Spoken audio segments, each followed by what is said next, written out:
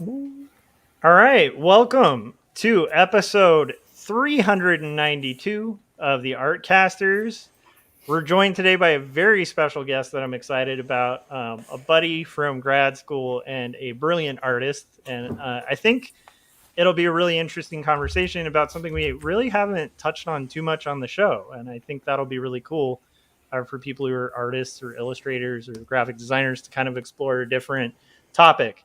And also, hopefully, discover some really cool new work. Or if you're a friend of said guest, be able to hear from your friend or a fan, whatever. Anyhow, so we're going to do introductions real quick and let people know where to find us. So before we get into the topics, so I'm Joshua Kemble. You're on my channel. If you haven't yet, obviously hit subscribe, hit the bell so you get notifications when we're about to go live. And if you want to read sappy indie comics, one that talks really candidly about faith and mental illness and tries to destigmatize conversations about said mental illness. You can buy 2 stories, and then if you want to read a doomed romance story about 2 roommates that are polar opposites that find themselves drawn together in dreams and reality, you can pick up Jacob's Apartment, and that's a good way to support indie comics. Scott, where can people find you, and what should they check out? Yeah, you can check my stuff out at circworks.com, where I have digital products to help you make comics. I have my own comics, specifically my comic book Young and the Dead. It's a kids versus zombie adventure story. It's in the vein of Goonies and Night of the Living Dead. So if you like 80s action films starring kids, it's kind of like that, but with zombies. Also, I have a YouTube channel where I'm reverse engineering novelties and ephemera from the past, like stuff like that you would order from the back of comic books or wax packs, all the stuff from the 70s, 80s, and 90s. I'm doing that and putting my own spin on it. I will have a new video coming out soon, and it'll come out early for my Patreon. So I do have a Patreon. You can check that out. I don't know how you find that. Just got circling on Patreon, I guess. So that's what I got. Awesome. And Corey, where can everybody check out your work? Yeah, as always, you can go to coreykerr.com. You can check out my series Esoteric Crumble Flux, where I explore all of the different ways that society can collapse. And if you jump onto the email newsletter, then you'll see the flip side of that, where I'm going to start exploring all of the hopeful things about life. So, wow, probably, yeah, we'll see. I love it. We'll see how it goes. But yeah, that's the new thing. That's a pivot. That is. I've been building a lot of things physically, and so I'm excited to get back to drawing. But I built a house for my cat so she doesn't freeze to death when the snow hits soon. A cat house is nice. Yeah, it's one of the less exciting cat houses, but it's Idaho style. I made it from scraps my neighbor was going to throw away. So keeping stuff out of the landfill, right? That's better than me. Kemble style would be it just collapses. So, okay, so let's get into the topic. I'm really excited about it. I think this will be cool too because our guest Yevgeniya is also a professor at Cal State Long Beach, and so her and Corey also both teach art in college, and so that might open up some really interesting dialogue too.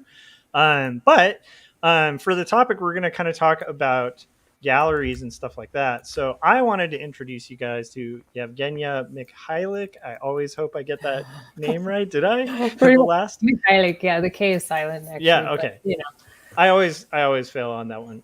But yeah, so Yevgeniya, I met. We were both in grad school together, and kind of going through that weird grad school thing where you have like an established idea of where you kind of want to go, and then you sort of get thrown in a blender and come out knowing what you want to work like, which is really cool. But it's a really weird process. And it was cool because Yevgeniya was there a lot of the time that I was going through that as well. And I saw her work kind of move from like kind of varying styles to this very like beautiful, like coherent, like just thought. Like, I don't know, it's hard to explain. But it's like very like, you guys can see by exploring her work, and I'll go ahead and put the link up here. But Yevgeniya, before we get into the topic, why don't you let people know where people can find your stuff, and I'll throw a link up. Sure. Well, first of all, thank you guys for having me. This is so exciting. But Yeah, so my work is at yevgeniyadraws.com. And yeah, and actually, so Josh, it's funny you say that you felt like it was all coherent at one point on my end, and it like never felt coherent or cohesive. And I think that's like the beauty of graduate school, right? You just like flail forever until it's time to like turn up the dial to like actually make something. Yeah, I never really felt like any of it was, coming along until fairly like, it's usually like shortly before things like late in the game. Yeah, I had a similar experience where I was like trying to paint and trying to do all these different things, and then I'm like, wait, I don't want to do any of these things. This is the thing I want to do, and it's like, but yeah, to come to that, you got to get through those like things of like, I don't want to paint, I don't want to do that, you know what I mean, like.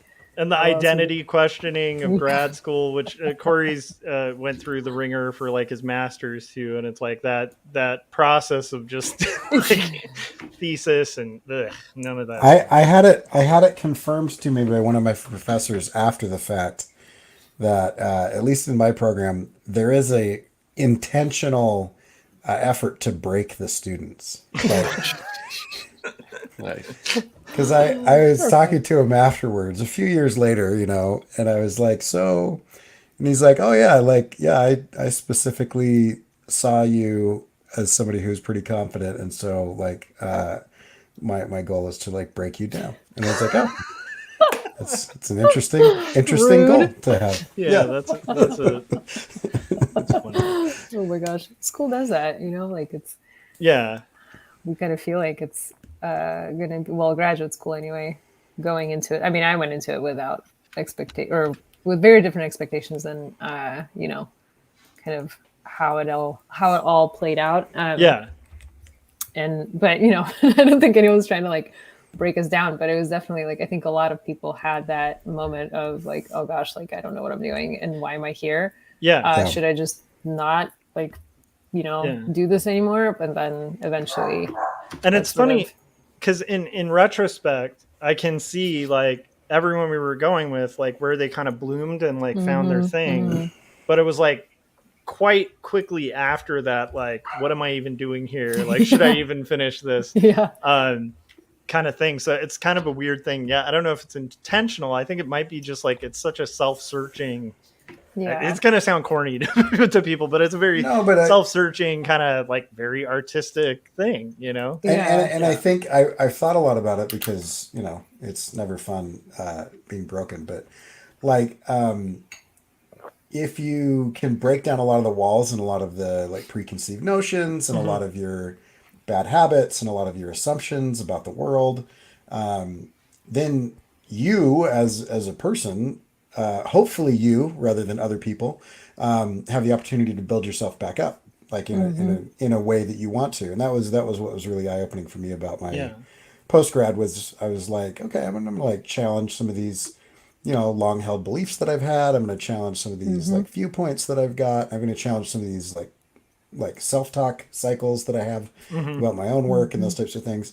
Where I think it's dangerous is if the professors try to build you back up like in their image or in the way that they want, they want you to make like a bunch of little mini-me's or whatever. So and I'll say that's one thing. Yevgeniya teaches there, but that's one thing I love about Cal State Long Beach is it really breeds a lot of variety in the students. Like I remember this is years ago. He doesn't really teach there anymore, but David Hadlock, when I had him there, he had a thing that stuck with me that he liked about Cal State Long Beach and why he even taught there was the fact that when he was an art director, and now that I've been an art director, I've definitely seen this.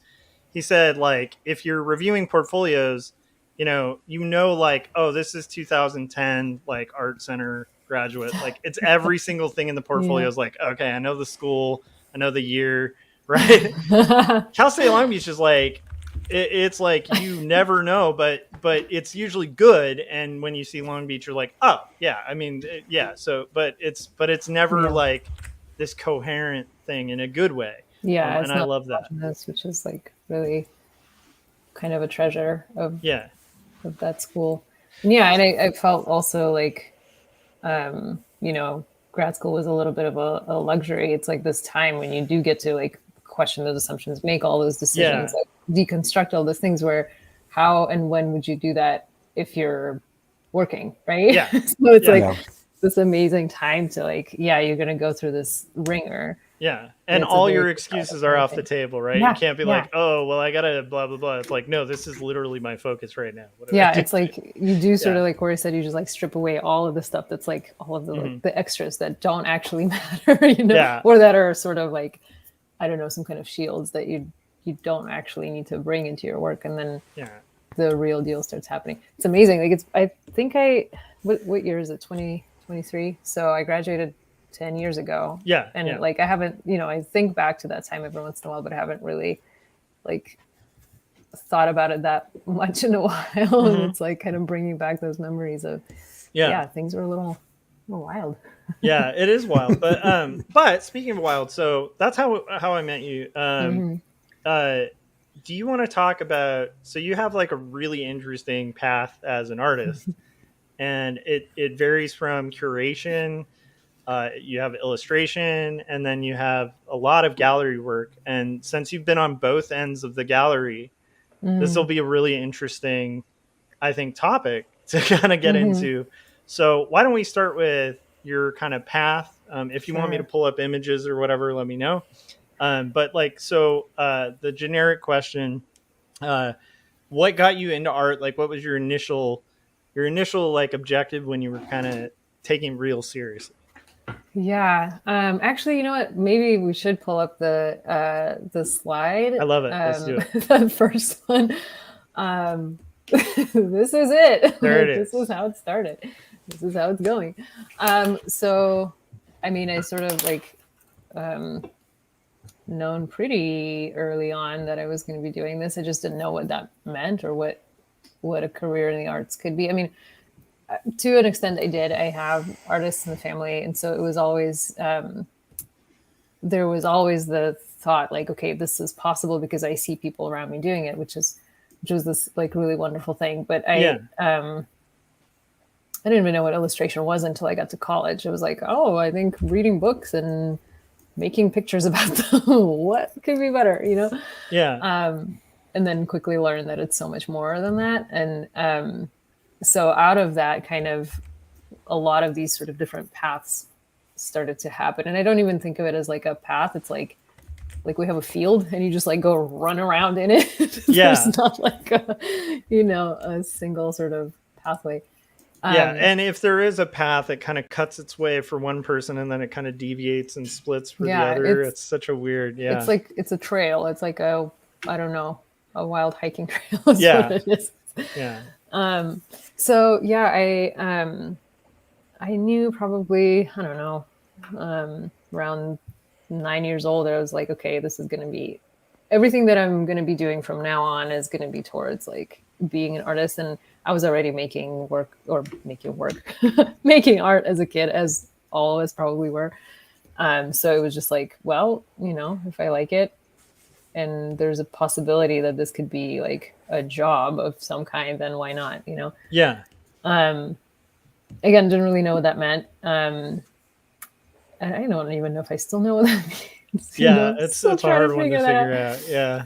But so if you go to the next slide, I think it has some of my undergrad work. Yeah. So this is the stuff that I think I was making shortly before I met Josh, or maybe some of it is actually grad school. But this was some of the work I was making towards the end of undergrad at Cal State Long Beach. So this is like 2010 or 2008, 2009-ish, somewhere there.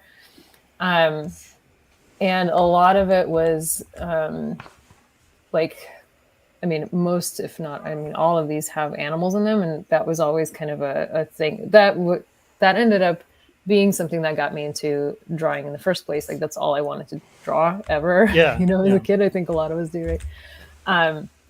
And it was kind of, it was just a way to explore some like folk tales from Russia, which is where I'm from.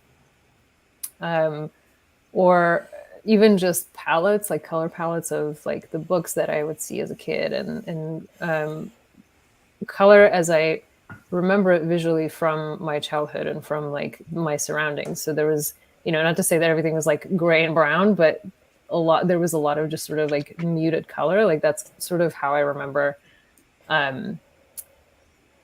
places where I grew up. And so I think it informed a lot of what actually was happening in the work. Like the color kind of informed the content sometimes, But so I was making these like funky animals, and this is where I was just really trying to see like, okay, what can I get away with and still make it look like that animal, right? Like, how much can I like distort this poor thing until it like becomes almost unrecognizable, but it's still sort of a, like you can kind of tell what it is. And I think that was part of this process of trying to figure out what's natural, or what's a natural way for me to make images that are not, just a compilation of influences or, a copy of something that I saw somewhere. Right. Yeah. But the other thing that was happening around this time is material exploration. And that's something that is kind of a constant in all of my work. Like I don't work this way anymore. Figuratively at all, really, but it's funny. There's hints of a lot of like your interests, that are like lying in there. Like there's a lot of texture, there's a lot of pattern, there's a lot of like muted color and a lot of like white showing through, and a very interesting kind of abstraction too. All of that's kind of there. It's funny. I don't know if I would have seen that like then, but it's interesting. But it's interesting that you say that too, because I think it's hard to sometimes kind of trace back the things that are kind of prominent in the work now. Like, where did this come from, and looking back, like every once in a while I'll go back and look through these images. I'm like, oh, this is why I make obsessive marks every time, right? Or this is why like color is this way or whatever. So this is totally like, these are seeds for what's happening now. And even thematically, some of them are kind of informing what I'm doing now. So anyway, this is like more of like the graduate school work. And it was, or something that I was thinking about actually is material exploration and kind of coming up with my own techniques and trying to figure out how to like make materials talk to each other that I don't normally use, or like use materials in different ways. So both of these and a lot of the works we just looked at were painted on clayboard, which is the like a really sort of smooth clay surface on top of like an MDF board. It's just a really luxurious painting surface. And it's kind of like, it's absorbent, but it's also kind of unforgiving in what it decides to do. Like you'll put down a layer of paint and it's like, it'll bleed in ways that you're like, well, what am I supposed to do with that? And I fought it for a long time. And I think in those earlier works, there was a lot of like, okay, I got to control this. I have to like make sure that this is, but eventually I kind of got to this point of like, okay, the medium will do what it will do. Why am I fighting it? Why not just sort of like work in tandem with it, or basically just sort of respond to what it's doing and see what happens. And so somewhere around these works, actually this piece was sort of a turning point. I think I made this for Phone Booth Gallery, for Gary Booth's gallery. And it was this moment of like, oh gosh, like I have to make a piece. Like the deadline is like in 2 days. I don't have anything figured out. The only thing I can do right now to not just get stuck and like sit there and think is to actually start painting and see what happens. And so, I was going to say, are there hidden images in there? It seems like I see some bears and things like that. There's a single figure in there. It's just like, is there? I see like it looks like a waterfall kind of down below. It seems like there's a bear face there, and it seems like almost like this rock looks like I'm pointing to it, but you can't really see my pointer, but a rock kind of looks like an owl here. So that's not intentional. So there's this white figure in the center, kind of like this long, kind of skinny figure with like pointy ears. So that's the only intentional figure in there. The bear face, I see that now, but I've literally like, this is 10 plus years ago. I've never noticed that before. So, but that had, oh really? So that's weird. That's kind of amazing now that I think about it, because it makes sense. Like, thing. But I kind of Yeah. love that about like just what happened just now with like Scott. It's one of the things I love about somewhat surreal images where, Hmm. when there's a level of abstraction, like you have a lot of control, but also a lot of abstraction in your work. And it is fun because you can see things in there that maybe weren't even intended just because Hmm. of the patterns and the textures. And so things start to emerge that you may not have even intended, which is Hmm. kind of really cool. Yeah. Yeah, that's really interesting. And that was part of the process of making this, because every once in a while, yeah, something would emerge that, like, okay, I didn't mean for it to happen. I don't know if I need it necessarily. Maybe I scrap it eventually, but it sort of informed the direction of the work sometimes. And this piece was really just like, okay, let's paint and see what happens, until literally things just started to sort of emerge out of it, and I was like, oh, that's what it's supposed to be. This is what I'm doing. Yeah. And it ended up actually, like, the entire time I was thinking about it, or the entire time I was working on it, I was thinking about my grandparents' hometown where I spent summers, and there was this, like, it's in Siberia, and there's this beautiful river and a giant mountain range right across the river, and the town is basically situated like opposite the mountain range on the, like, the near side of the river. So we would just see these mountains like right up against, I mean, like, super close. And there was this part on this wall of mountains where somebody had painted this rock white, and it was like a pretty massive, like, sort of this protruding kind of rock, and it had to do with like a legend of some monk who, like, hid in the mountains and lived there forever, and then, disappeared or something. It was like this really mysterious thing, and they would just call it the monk. Like, everybody that lived in the town, like, knew what that thing was. I have no Yeah. idea who made it, but it was just like sort of like the local, like, folklore. And so this piece is titled The Monk because of, like, it's sort of an homage to that, like, memory of like living in or spending time in that area. But anyway, this sort of opened up a way of working where it sort of became very intuitive. These are a lot tighter, obviously, like, they're way more controlled. But this is work from graduate school or from my MFA show. But even in these, like, this heart image, a lot of that, the color and kind of how color is interacting, a lot of that happened intuitively, which Yeah. I would then kind of respond to and adjust and, walk away from for a couple of weeks, come back to, and, make decisions. Yeah, and I because of the fact that clayboard it's clayboard, right? Is that what, yeah. So because that's kind of unusual to use sometimes to an extent, especially in the way that you're using it, which I think is great. Do you want to talk about sort of because a lot of times when we're working on mediums, right, it's like you add to it, but you can't subtract too easily. Do you want to talk about that kind of Yeah. scratching, like push and pull of that Yeah. kind of medium? Because that's one of the things I always found really fascinating. Even looking at your work, where I'm like, what was removed, what was added? It's Yeah. really Yeah. Yeah. interesting looking at.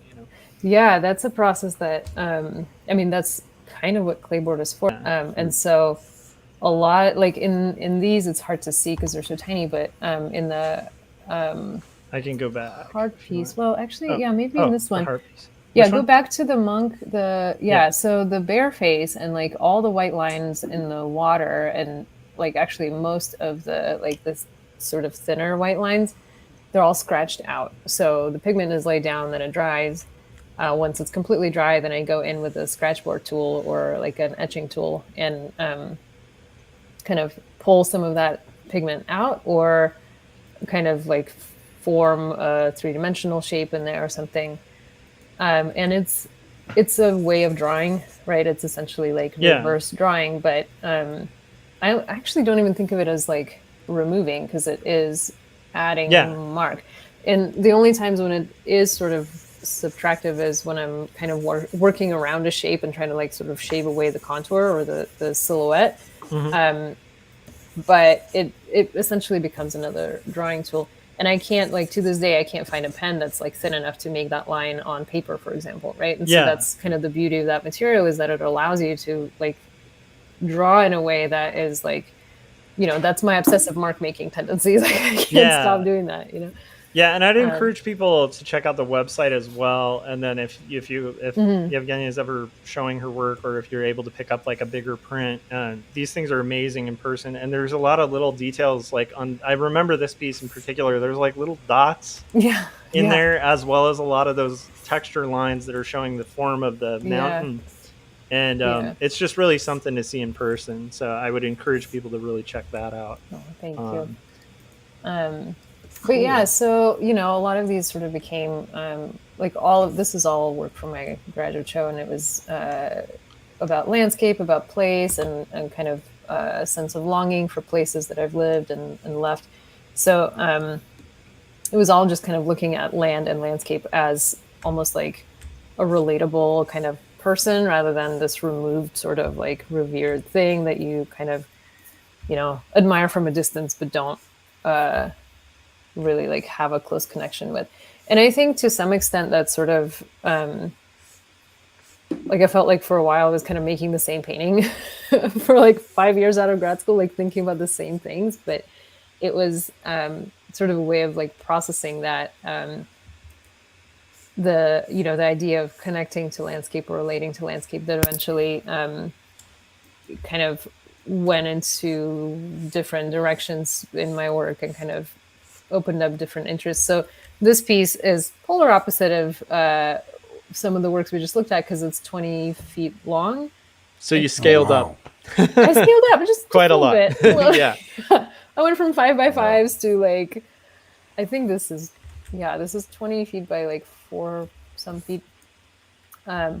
So, and this is paneled. It's like, there's like 14 individual sheets in there that were pieced together. And this is not clayboard. This is Yupo paper, which actually has a very similar surface as clayboard. Yeah. It's like kind of satiny, like eggshell sort of surface. And also another just absolutely luxurious surface to draw on, because it doesn't have any like tooth, right? It doesn't have any like grit to the paper. So like a graphite line is just pristine. It's like, it's just really luxurious to draw on. So, but so this work, the way that this work was made is similar to like some of the more intuitive pieces that I was making earlier.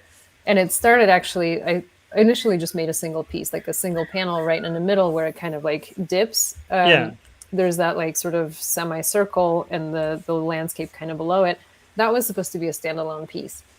And then I looked at it for a while in the studio and was like, nah, we gotta scale this thing up. And so I kept adding to it until it just got to a point where, okay, a narrative is emerging that is sort of was already in my head, and I didn't know how to really put it on paper. Yeah. Until I started making it, I was like, okay, that's what it was supposed to be, you know? Yeah. And so it's a very linear kind of piece that you read from, you know, left to right about kind of the primordial ooze of the earth forming, and then eventually like all of these like tectonic plates are moving and shifting things and kind of affecting evolution, etc. And then basically as you get towards that middle piece, that was the beginning, in the close-ups, I don't remember if there are close-ups, maybe on the next slide. Yeah, yes. That's the piece. So there's some like structures there that kind of indicate the entrance of like Anthropocene and the humanity, and this is our like time to screw things up as we are doing, right? And so and I just want to highlight, like, you know, there's a lot of like chaos with the ink in this. Yeah. And yet there's also still that like little obsessive pattern work, you know, in that white area in the bottom right, you know. Yeah. I love it. And it's like so organic the way obsessive pattern work. Yeah. No, I kind of understand, because I'm very similar with hatching, where I'll just get into a zone and like I love that stuff. Yeah, and then you're like, next thing you know, like 4 hours has passed and you've hatched everything that there is to hatch. You're like, wait a minute.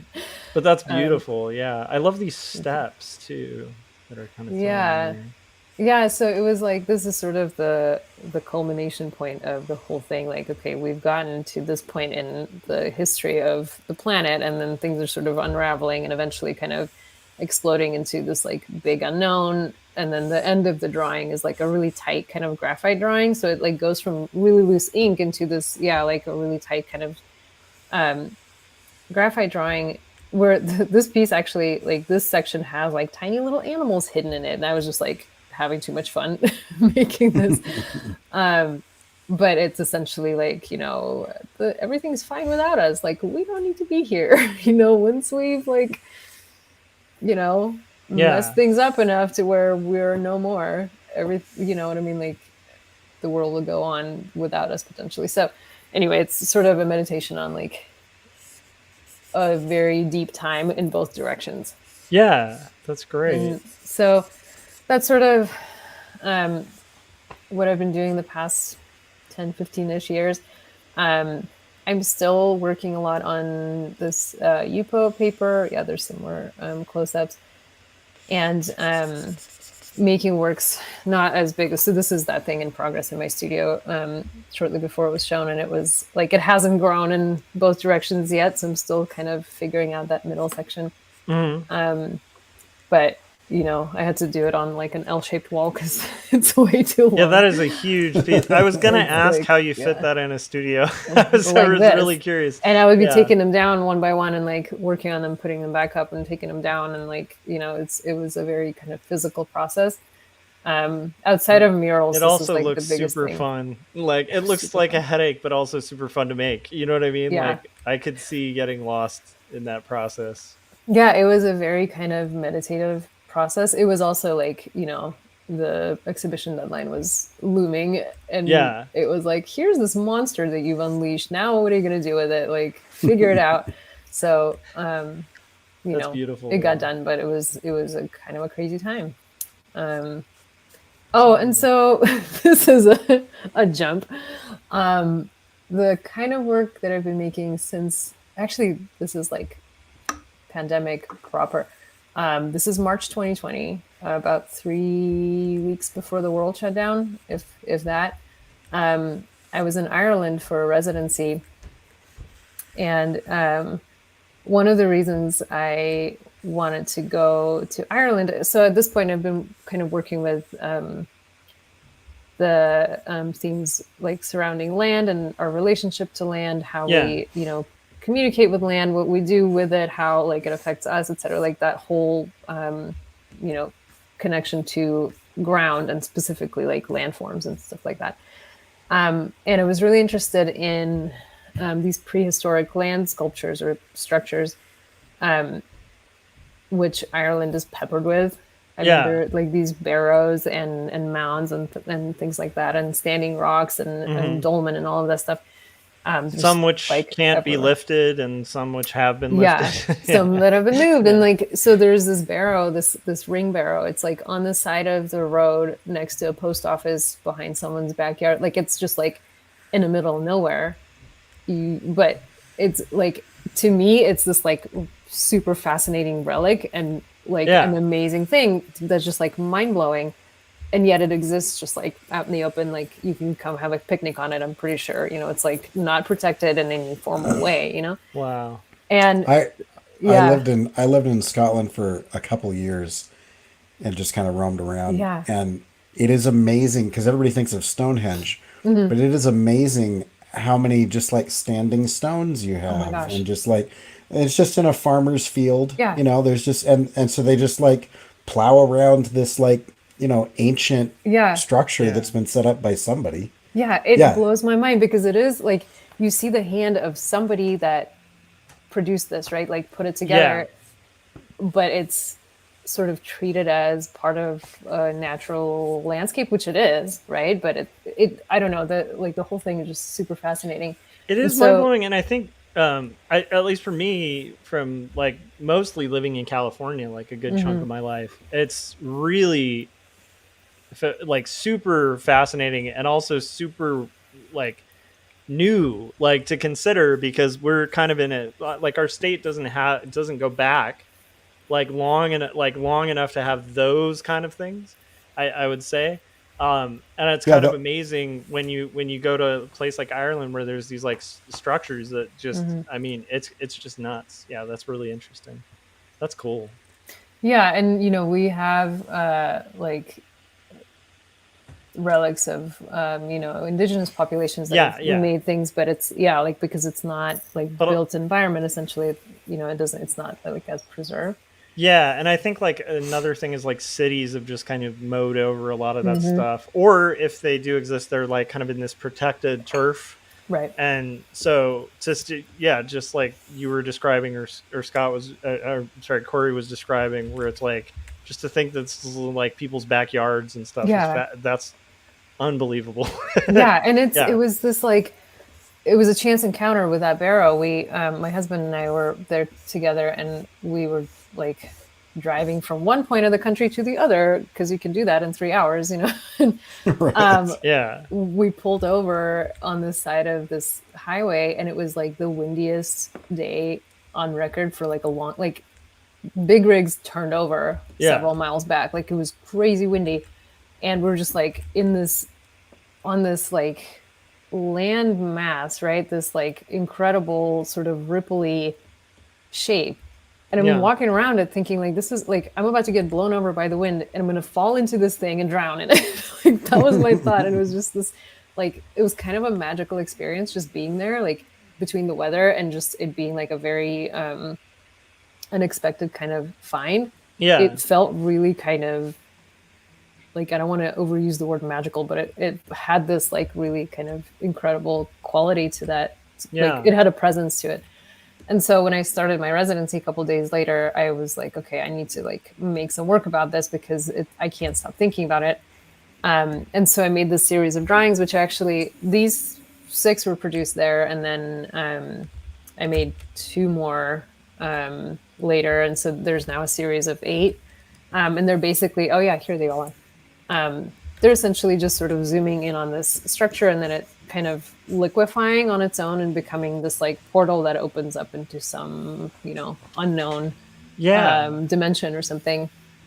So it's kind of a way to like think about that. I missed the medium on that. Is that ink? It's graphite on paper, but it's liquid graphite. So I use this like water soluble graphite that I basically use it as like ink once like do like an ink wash, and then on top of that just add graphite as a drawing tool. So it's kind of a combination of water-based and dry.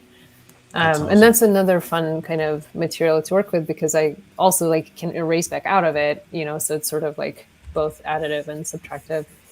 And so anyway, this is kind of you can keep on this too if you want. No, it's all right. Well, that's basically like that work came out of that beautiful. residency, and then eventually like started informing some of the other things. And I kind of love the process too, and the way you walked us through that, because it kind of starts with, I mean, there's sort of a like there's an objective, right? Which is like you have a residency, you probably have to make work. So there's a need to make work. Yeah. But then there's like a seeking out and finding something really inspiring, and then allowing your kind of imagination to go wild with the inspiration from it and building a body of work from it. I think that's a really good example for people out there who struggle with the blank page.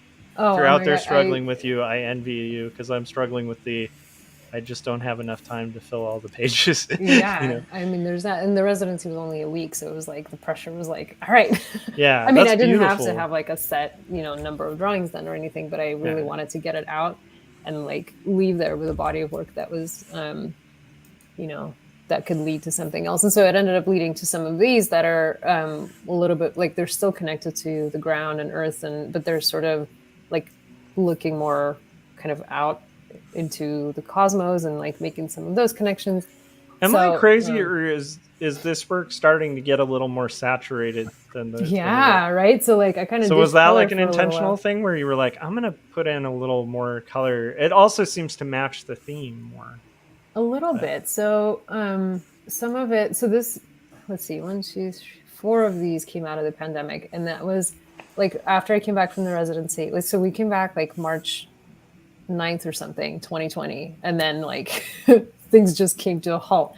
And so it was this like super dark, depressing time for everybody, and I kind of stopped using color for a little while around that time. And actually I was kind of like stopping with color prior to that too. It was just, I kind of got tired of the baggage of color for a little while. Yeah. And then eventually I was like, you know what, I need to like keep experimenting. I can't just like draw with graphite forever. Like what else is there? So I started making ink out of like, that was my pandemic hobby, like figure out some, like find some materials that are organic that have pigment and see how you can like extract that pigment out of them to like make something cool. So I made some copper oxide ink and some very accidental sunflower ink that I boiled a head of sunflower and like the water turned purple, and then I bottled it, and the next day I tried painting with it, and like I had kept it in the fridge overnight, and as I started painting on it, it went from purple to red. It was like Oh, wow. on the paper, it was just like alchemy, like total magic.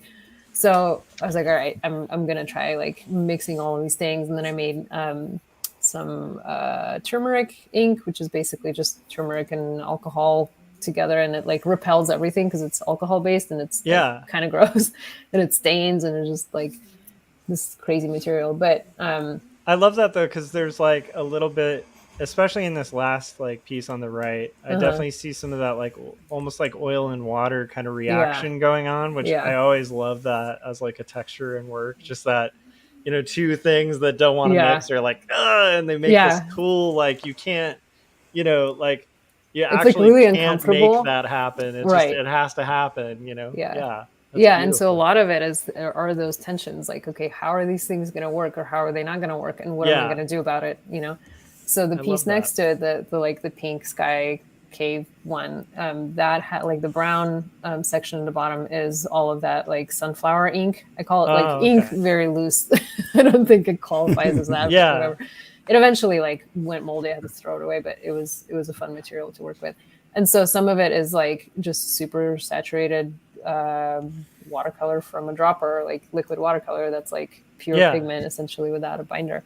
So, you know, it was just, the color is both a combination of wanting to come back to color and like really like refine my own palette again, and also the fact that like here are some cool materials, let me get messy and like figure out how to use them all. And you know, so it was sort of a I love that.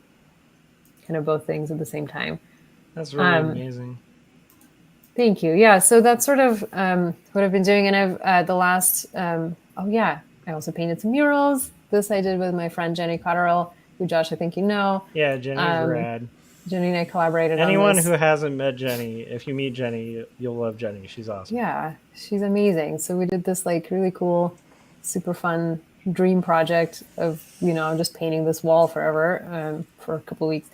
And so from that, this is the other side of that same room. I eventually was hired to curate this little living room space for the city of Irvine. It was on the at the Orange County Great Park. I like suddenly blanked on the name of the place. So it was this like community gathering space for workshops and lectures and things like that. And I kind of painted into like a living room that a lot of the work on the wall, some of it was work borrowed from other artists, like some of Jenny's works are on there actually, but some of it are just like flat painted on the wall to kind of you know, evoke that aesthetic of like mid-century modernism a little bit. This was on the former air base that was the El Toro air base that was active during World War II. So there were a lot of like connections to that, and like there's an airplane up there, and the map of Orange County from that time, from the 40s and 50s, and some. But I love like all the sophisticated color work going on there. Just it's so harmonious, you know. We're trying to keep to like a very muted sort of palette. So yeah, that was that's another mural that me and Jenny and Nancy and our friend Suzanne Walsh did together. Excuse me. This was at La Sierra University in Riverside. This is like a 40-foot wall. Oh, I love massive. it. Excuse me, I got a cough. I'm going to mute myself for a second. That's okay.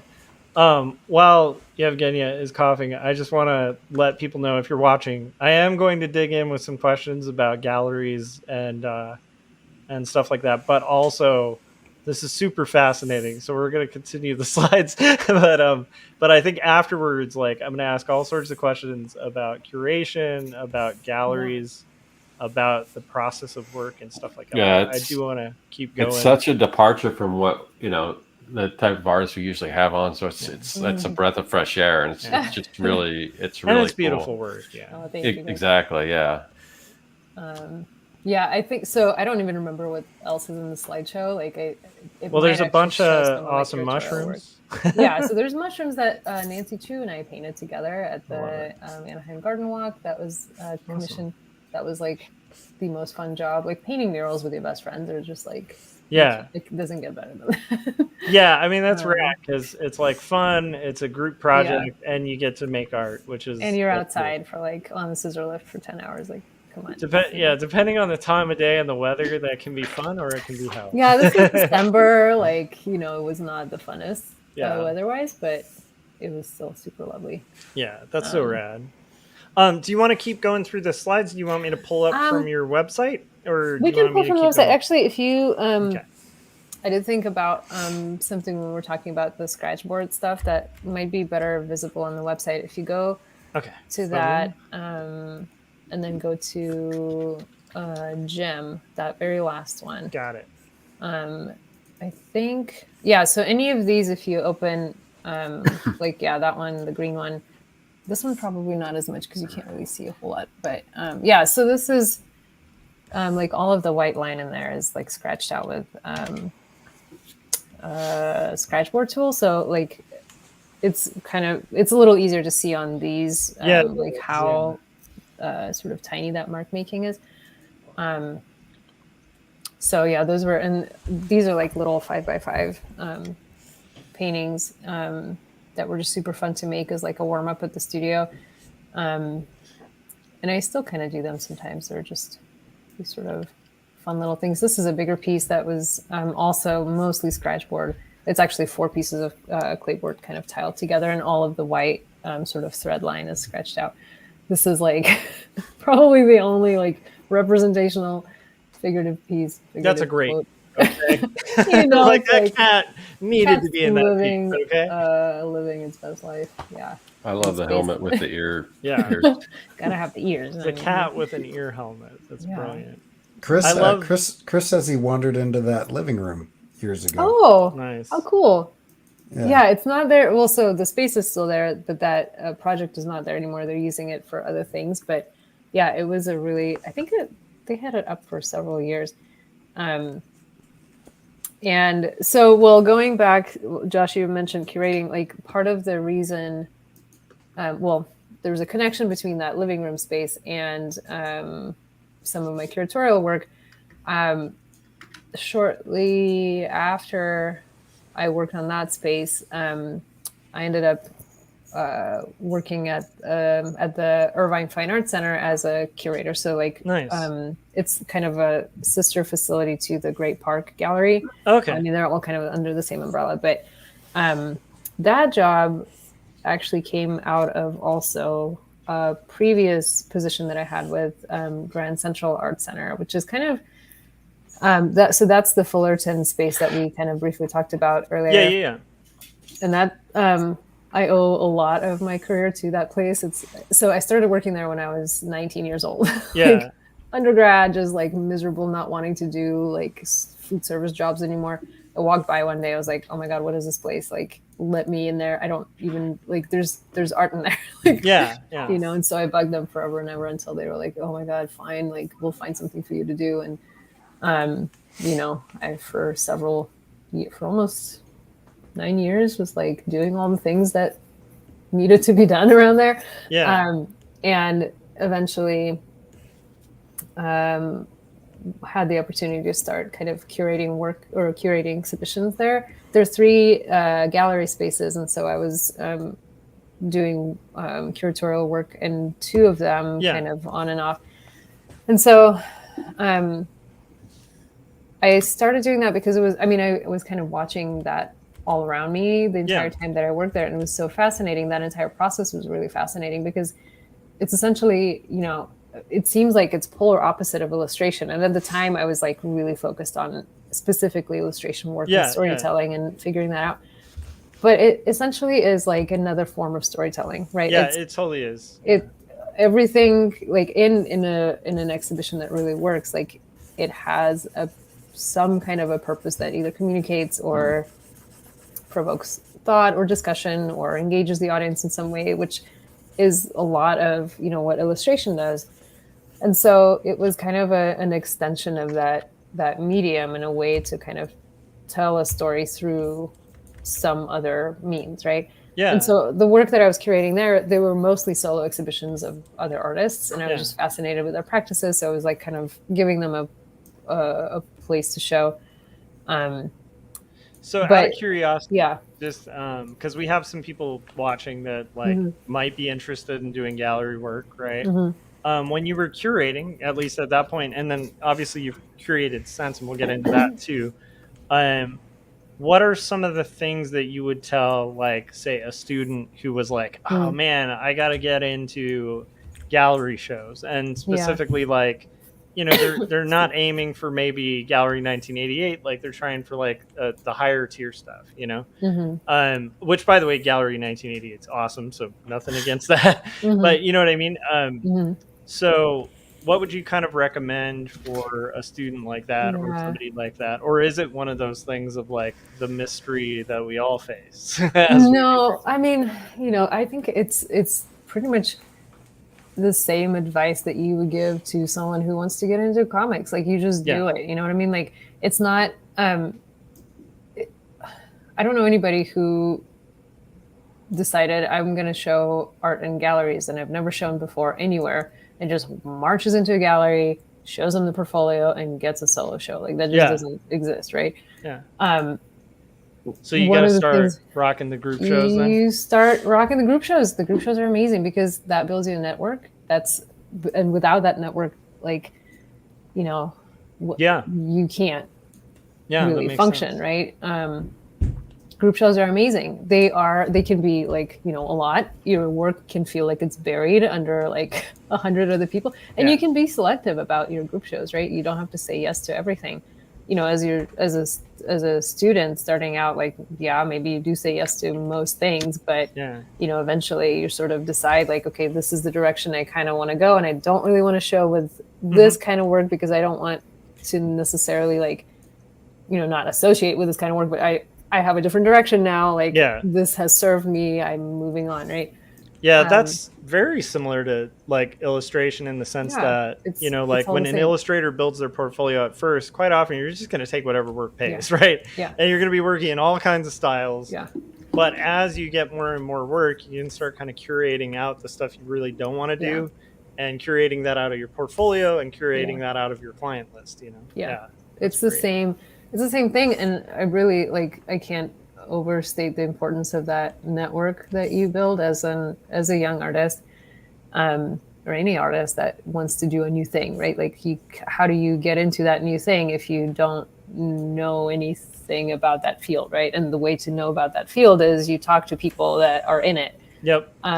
And so, it's most galleries, and especially commercial galleries, like they don't take submissions. Like, they have a specific direction that they're going in. They're seeking out their own artists to add to their roster if they have room on their roster.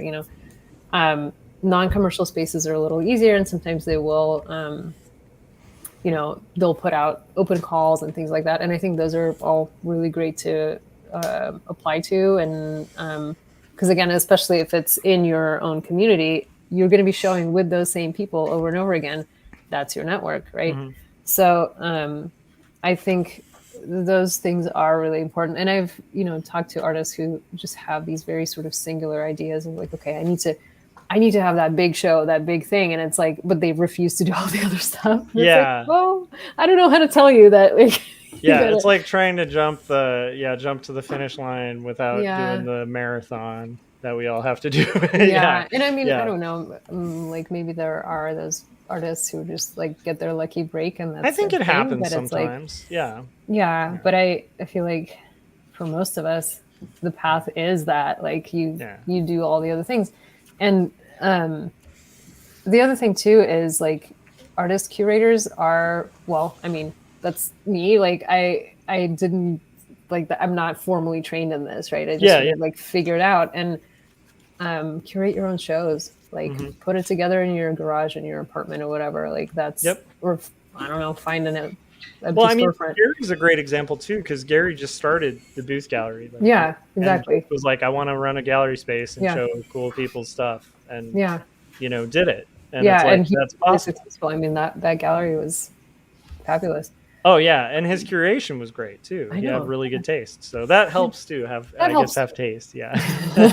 But that's like a big subjective thing too. But, yeah, I think taking that initiative and doing the things that you want to see exist, like that's kind of at the root of all of this. Okay, so now I want to know where you went from. So you kind of moved forward in curation. So where are you at now, kind of currently with like curating? Yeah, I kind of stepped away from it. So I was doing work with Grand Central for a while, and then I accepted that job with the Irvine Fine Arts Center, and I was there for I think like 4 years. And I started teaching at the same time. So I would like do the full-time 9 to 5 and then like get in the car and run over to Long Beach and like for a 7 p.m. class and then come home at 10 p.m. and just be like, what's happening? Yeah. And so after like a year of that overlap, I was like, there's no way that I can keep something's got to give. Yeah. And it was sort of like it was a good point to sort of like make that pivot. It was going to be a decision like, okay, do I go this way or this way? And there was something so different and enjoyable about teaching that I wasn't quite getting as a curator.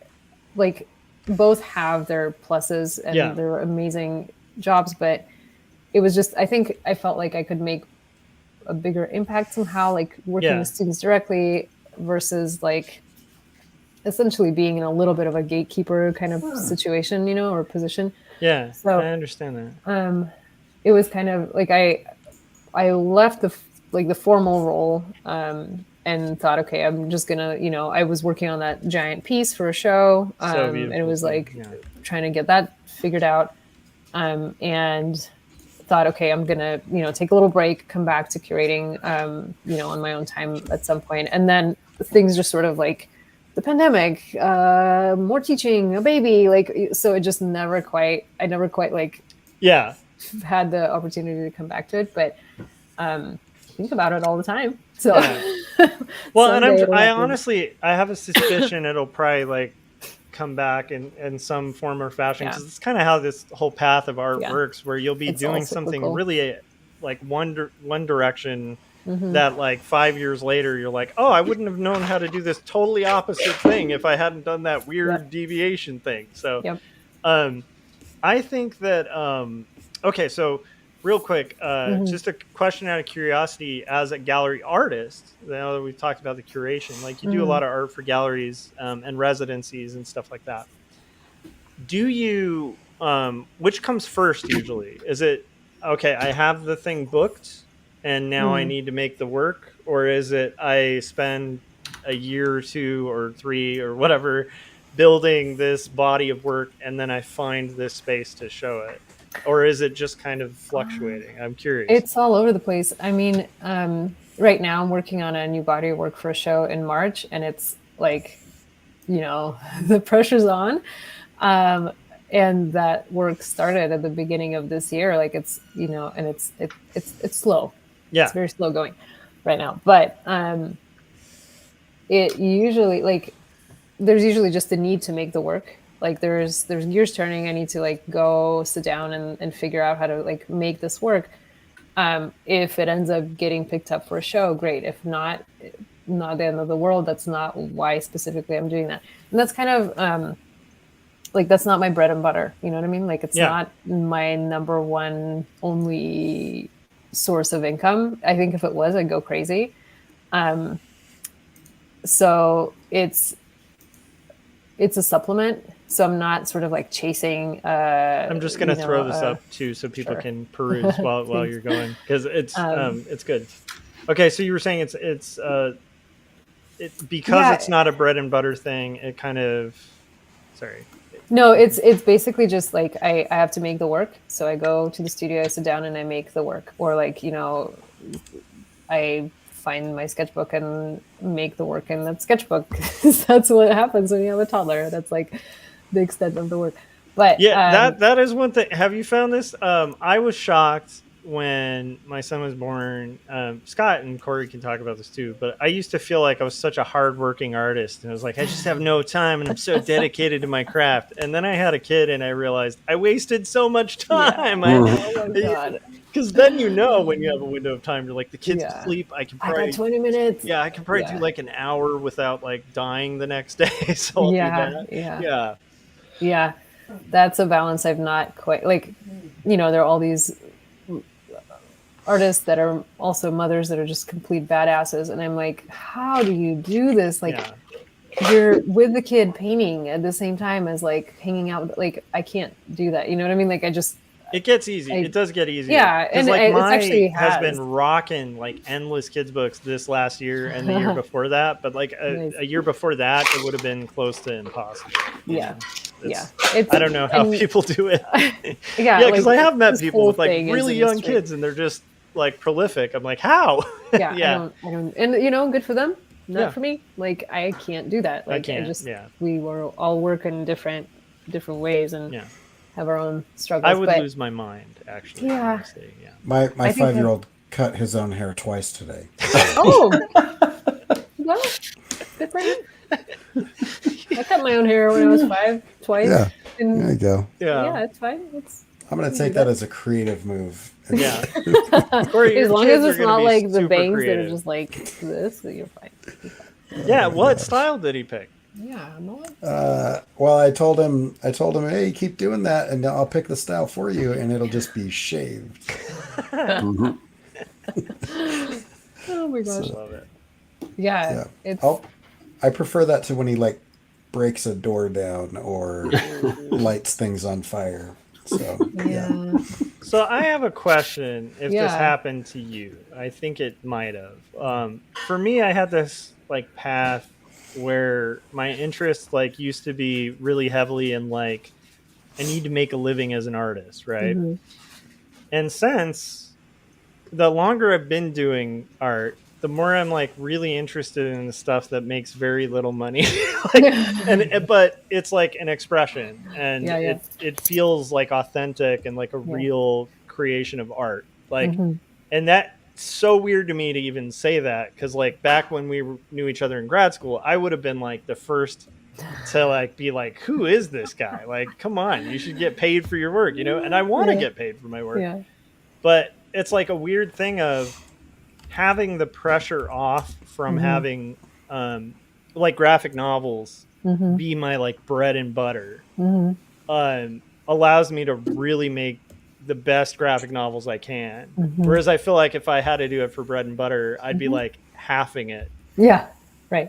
I don't know if that makes sense. So oh yeah, totally. That's my whole practice. That's my entire practice. Like because it's not bread and butter, there's freedom to do the things that actually matter to me. They're not for a market. They're not for a specific, and I mean, they do find their market, but they're not like, okay, I mean, this person wants that. That detail around the edges, right? If you're on a like tighter deadline and in need for a little more money, maybe you like include a couple less of those beautiful lines, But I love that. Like I love those beautiful lines, Thank you. They're fun to make. But so when I was 8 months pregnant, I had this commission that was like 5 by 10 feet. These two giant like 5 by 5 foot panels that were to be hung at this person's house. And she, the collector came to me with that commission like probably when I was like 4 months or so.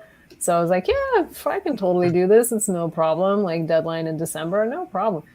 And the pressure was on. The deadline wasn't just that like it needed to get done for her like specific deadline.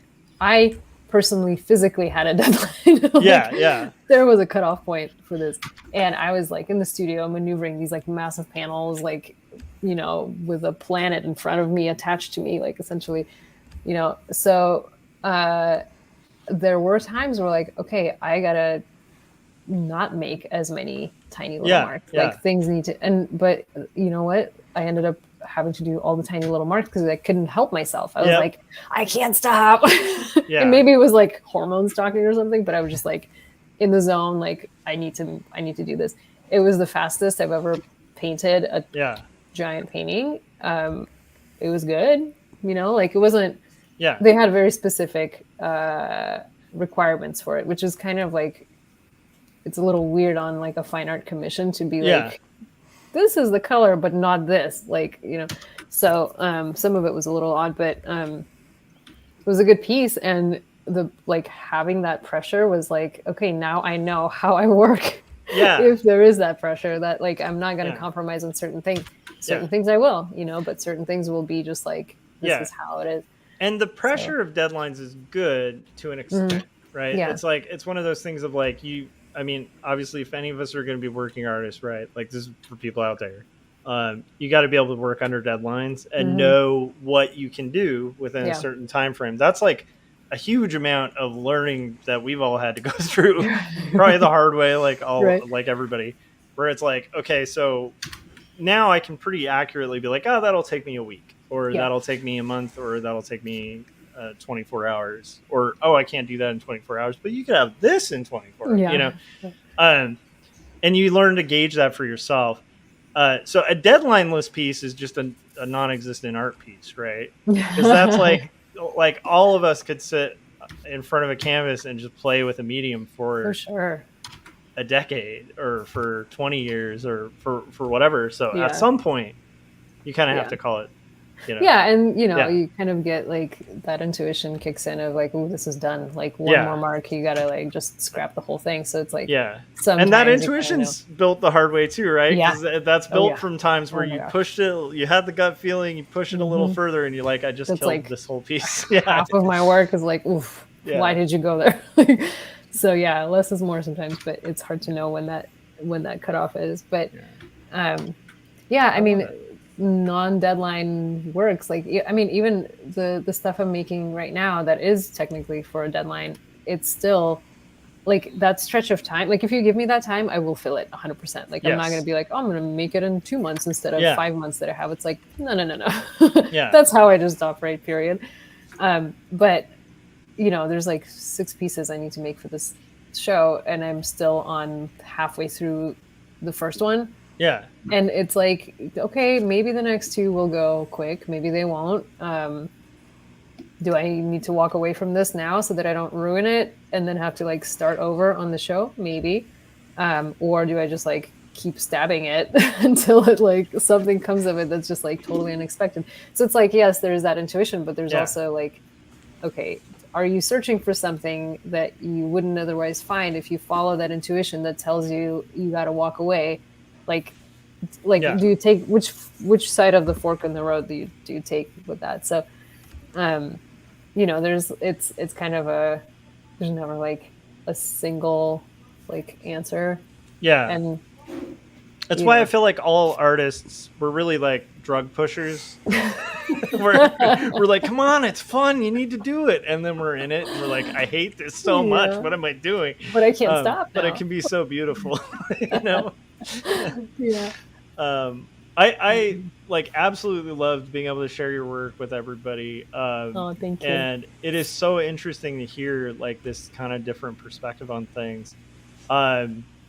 So was your residency in Ireland your first residency? Technically, I had a very local kind of 2-day residency at gallery in Brea shortly before I went to Ireland. So it was basically like show up on site and like paint while people kind of walk around. So it was a very different format. But the Ireland residency so far is really like the only one I've done that's you go to a place, stay there, and work there for a duration of time. I was curious how you navigate that. Like honestly, because I've had like a few times in my life where I've looked at potentially a Yeah. residency, and then I've thought about the logistics where I'm like, Yeah. okay, what am I gonna do with my place while I'm gone? Like, who's gonna feed my dogs? Like, Oh yeah. Well. basic Yeah. things. Yeah. Make it like, I don't know if I would get a lot. Like, anyhow, so I'm curious, like, how you handle the logistics of that. And then it sounds like you went with your husband, which is cool. So that sounds Yeah. like handling one logistic in a weird way. Like, so you guys almost got to Actually, hang out well, and do like a so vacation or something, kind of, while but not doing the really. residence. It was kind of wild. So, well, one thing that made it easy, this is before children, right? Yeah. So we didn't have a kid to figure out, like, Oh, do see, I I take was her with? including Like, that in my brain too for some reason. yeah, So, now okay, it's like, yeah, I would love to, but it's like, I'm actually researching a lot of like residencies that are parent friendly and that have childcare, which the one in Ireland actually does. And they Really? have not the program that I was in, but they have a separate program. I think they do it every other year, where it is a parenting residency. You show up with your kids, they provide childcare while you work, and it's like amazing. Oh, And it it is was actually amazing. one of those things when I learned that while I was there, I was like, oh, it is possible to Yeah. do the things I want to do and have children. So it was like, Yeah. it was a couple of years before we had Ava, but I was like starting to think about that. Like, okay, how is this all going to work once Yeah. we have a kid? So anyway, it was really interesting when I found out that so I applied to the residency knowing that like it would be a certain period of time in March of 2020. And I told my husband, like, hey, guess what? I got this residency. Like, I'm so excited. And I was like, okay, how do we like, I could probably bring you, but then what are you going to do there? And how do you get that time off work? Until we realized that, so he had just started working for this company that was based in like here in Orange County, but they had an office in Ireland. And it was that's wild. like, that is serendipity. It was serendipity, but even more the fact That's that like the art gods. it just could being be like, you can do it. yes, essentially the skies parted and it was like, oh, come on over. But it wasn't that it was just in Ireland, because country's small, but it's kind of big. Yeah. It was like a 30-minute drive from where my residency was. Like, Wow. that's where their office was. So it was just like, well, yeah, we're going. And so he like called his boss and was like, do you mind if I just work out of Ireland for like a week or two? And he's like, yeah, that's fine.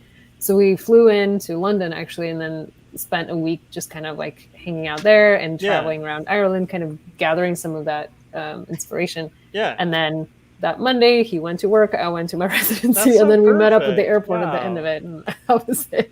That is That's really cool. cool. Yeah, it was like, it was And I kinda like that magical. answer too, because I feel like that's a lot of how these things kind of work, where like logistically they all are kind of impossible, but then Yeah, they and just then, but kind then you of start work making sometimes. it. Yeah, Yeah. and it just works out. And I think like, yeah, there's a lot of planning. I mean, even in this situation, there was a lot of planning that went into it. But we were gone for 2 weeks. It's not like if it was like 3 months, that would be It's a not those conversation, long, like, those long crazy residencies where you're like, which is great, by the way. Yeah. If you're out there and you're like single and you're in like an undergrad or something like that, and maybe you're just renting or something, like, just sublet your sublet your place, go do like a 3-month residency if you can get one, and have like food and boarding and be able to just focus on art. Yeah, that's awesome.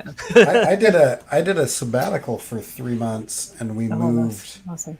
And just I was like, I don't know how this is going to work, because my daughter at the time was 11 or 12, and we just enrolled her in the school there in the middle of Where the did year. you go? So I just went to California, where I grew up in the Central Coast, which was nice. rad. So- we got to meet up. Yeah, and hang yeah, out. it was fun. So and so I just enrolled her in the schools there, and then unenrolled her and moved her back 3 months Kind of later. fun. Like, Yeah, I don't it's know, like do something for a little bit. this sounds horrible, but like you can kind of do that to kids at that age. You know what I mean? Well, It's not like they learn really foundational things at like 12. You're kind of just learning to like follow instructions and learn, and then So, but it also sounds like an exciting thing for like, I would have loved that as a 12-year-old. I mean, we kind of did that. We just moved here from Russia, like a giant 20+ year residence. Well, and I loved that. I loved that because Idaho is a very specific makeup of people. And I love that I was able to say, like, here's a bunch of other people, Yeah. from a bunch of other places, and Yeah. people think differently, and people talk differently, and Probably a that was formative great. experience to some degree. Yeah, That's awesome. no, it was really good. Hey guys, I gotta bow out, but I will definitely catch the rest of this tomorrow. So- Scott, why don't you let people, before you go, let people know where to find you? Okay, yeah. Just circworks.com, digital products, my comic book Young and the Dead. Also, YouTube, making some cool videos where I reverse engineer nostalgia and ephemera from the past. And check out my Patreon if you want to see my videos and stuff early. So, and plus all kinds of digital. There's things that go along with the videos, like templates and things like that. So, I love it. Awesome. Awesome. So yeah, all right. and just absolutely stunning work. I mean, I'm loving everything I'm seeing and everything, and I Thank you. definitely will catch the rest of it. So, Thank you. It's so All right. nice to meet you. you too. Goodbye, everyone. Here. Good night. See you, Scott. Bye, Scott. We will probably be wrapping shortly, just because it is getting later, and we all have kids and jobs. So, Yevgeniya, thank you so much for taking the time and my just gosh, like this has been gracing so us with your fun. presence and amazing work. It's really inspiring stuff. What I was gonna say is, having been primarily having a dedicated interest in illustration and kind of moving more towards like gallery stuff, but still with the foot in the door of illustration, right? Like those murals are like just straight up illustration. Honestly, a lot of the gallery work too. I always feel like that divide's kind of silly anyway. But Yeah. for people who are in our audience, who a lot of them are cartoonists, a lot of them are kind of pursuing illustration, graphic design, and stuff. What would you say like bridges that gap? I mean, you mentioned story. I think that's a really good point about the curation. Do you feel like there's a bridge to that gap with like your own body of work and stuff too? Because it does, when you describe your work, you're describing stories, Yeah. And it, even if it is, if it on the surface appears really abstract, or like it's a very static kind of image, or it doesn't read like storytelling, all of it has some component of storytelling. Like that giant piece was definitely like a narrative piece. It takes sort of walking through it and like taking parts of it one at a time to like piece that narrative together, but it's essentially a sequential image. The work I'm making right now is very research heavy. It's about like communication systems between plants, and like how roots and fungi interact to like transmit like neurotransmissions between plants, right? Like all of that super fascinating stuff. So it's like, I think of it almost as like scientific illustration, even though it's not verbatim like what is actually happening underground. Like I'm not making like little portraits of that stuff. It's inspired by that, but they're like, the content often ends up being something that could very well be in the kind of in illustration realm. I don't know that like so obviously there are major differences between the two, but at the same time, there is like, they're interconnected. There is that bridge that's kind of there. It's all image making, it's all telling something, whether it's a story, a message, or whatever. It just kind of takes different forms. I love that. So it's not a commercial illustration sort of path, but it's image making and storytelling essentially, just in a different format. And honestly, I think like for anyone out there, like if you want to do gallery work, Yevgeniya gave great advice early on, where it's like, there is nothing stopping just start at a coffee shop. I mean, literally go to your local coffee shop. Usually they have like little group shows, or if you're still in school, like talk to your classmates, organize something. That's it's kind of like being in a band. Like if you want to play music, like rent a like if nobody will have you play, rent a place and invite friends and play a gig. It's I love that. Well, Yevgeniya, thank you so much for being on here. Everybody, you for having me. Make sure you check out Yevgeniya's work on her website. There's links to that in the show notes. There's links to places where you can buy prints as well of Yevgeniya's work. It's beautiful stuff, and it also is in these beautiful color palettes. So a lot of it will look really good on your wall, right? Don't Yeah. don't mean to bum you guys out, but I haven't made any prints in a long time. I think those links are defunct. Oh no! I know, but I have originals for Oh, days. If there's anyone's originals, interested. Yeah. and there's upcoming gallery shows. Yes. So make sure you're following Yevgeniya on Instagram as well. Yes, that's linked on my website as well. But it's Yevgeniya. That's my handle. I love it. I didn't even think about that. No, I'm gonna have that song stuck in my head. Sorry. I love that. That's great. Cool. Well, is there anything else you wanted to throw out there? I will tell you guys, if you're enrolling in schools or something like that, Yevgeniya teaches at Cal State Long Beach as well. Come hang out. Yeah. So say and hi. Saddleback College. Come hang out at Saddleback College with me too. Awesome. I love it. Saddleback's good too. Thank you guys so much for having me. This has been so much fun. I appreciate it. It was so fun, and it's nice to expand kind of the type of work we're featuring, because we have a lot of cartoonists and a lot of kind of more like indie art, like skateboard art, that kind of stuff. Yeah. It's really fun to have just this really beautiful like texture-based work that I think is just incredible, and it's a really cool exploration, and it's very signature style, and it's fun. It's extra fun for me because I've seen some of these being made in their early stages, and it's just it's an inspiring process too, because I've literally seen you get a headache looking at one, and then the next day it's like half solved, and I'm like, how did you do that? Like she never went home from the studio. Yeah, it's just she just slept in the studio. Yeah. But anyhow, thank you again. Thank you guys. Okay, so much fun. Yeah, thanks to everybody in the chats. There's so many great people in the chat. Oh, I'm not even paying attention to that. Yeah, Jim Lujan was definitely making a lot of jokes about Ireland, and he was also saying he loves to hear people's thoughts about pop-up shows and guerrilla-style pop-up shows. I'm sure we're all for those. Yeah. And then Chris has been chiming in a lot. Okay. Oh, and Jim said Fullerton has amazing Asian food, which I did not know. That's cool. Mm-hmm. I'll have to know that. Okay, cool. So with all of that, thanks to everybody in the chats. Thank you, Yevgeniya, again. And then Corey, where can we find your work? You can find my stuff at myname.com. So CoreyKerr.com. Go check that stuff out. And if you want to see where these weird smear frames are going to end up that I've been doing for the last hour. So cool. Oh, thanks. Stay tuned on the email newsletter list at CoreyKerr.com/email, because I will send out the link once I get done with this music video. Yes, and Corey is a master of animation. Oh, I was supposed to mention this on the show. Sorry, we're about to close, but Jim Lujan is working on The Full Fungus. As we all know, it's like his big epic like 500th cartoon, but it's going to be good, and we've all been excited for it. But it is now official.